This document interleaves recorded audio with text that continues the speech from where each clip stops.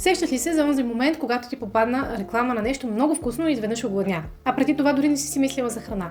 В днешния епизод на Емоциите и храната ще си говорим за тези външни сигнали, които могат да предизвикат хранене без дори да си гладна. Защото нека не се лъжим, човешкият мозък в съвременния свят е свръхангажиран от храна.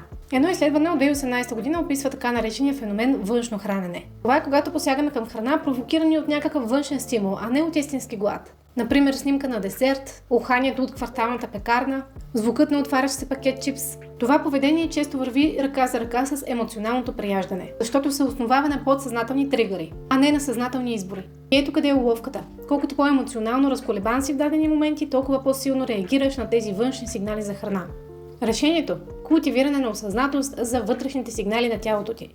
Ако искаш да спреш автоматичното хранене и да заздравиш връзката си с храната, може би решението е психологическа работа. Линкът за индивидуална консултация в коментарите. Аз съм Богомила от Твоето здраве и ако това видео ти е било полезно, ще значи много за мен да го споделиш, харесаш и да ме последваш.